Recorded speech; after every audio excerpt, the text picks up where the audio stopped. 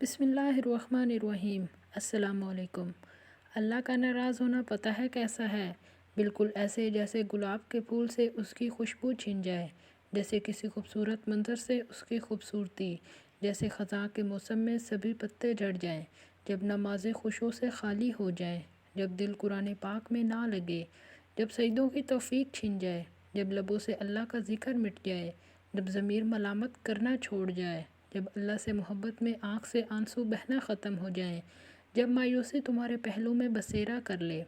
جب نمازیں قضا ہونے لگ جائیں، جب تم دنیا کی رنگینیوں میں کھو جاؤ، یہ اذیت اتنا درد دیتی ہے کہ خود کو نوچنے کا دل کرتا ہے، اپنے ہر ایک گناہ کو یاد کر کے تڑپنے کا دل کرتا ہے، اپنی کوتاہیوں پہ شرمندگی سی ہونے لگتی ہے، ان گناہوں کے بوجھ سے نکلنے کا دل کرتا ہے، اور کتنا اچھا ہے کہ ہمیں معلوم ہو جائے کہ اللہ ہم سے ناراض ہے اور ہمیں وقت مل رہا ہے کہ اسے منا لے ہم۔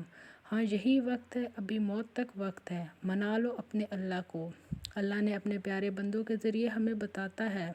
میں رحیم ہوں، کریم ہوں، تمہاری شہرک سے بھی زیادہ قریب ہوں،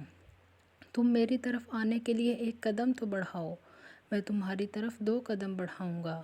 یا اللہ، یا ربی، یا رحیم، یا کریم،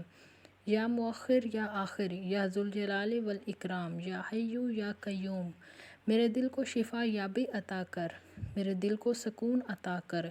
میرے گناہوں کو بخش دے، میری زبان کو اپنے ذکر سے تر کر دے، میری آنکھوں کو نور دے، میرے ہونٹوں کو سرور دے،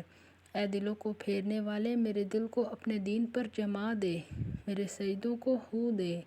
میری نمازوں کو خشوع دے، مجھے ہدایت دے، مجھے صراط مستقیم پر چلنے کی توفیق عطا کر،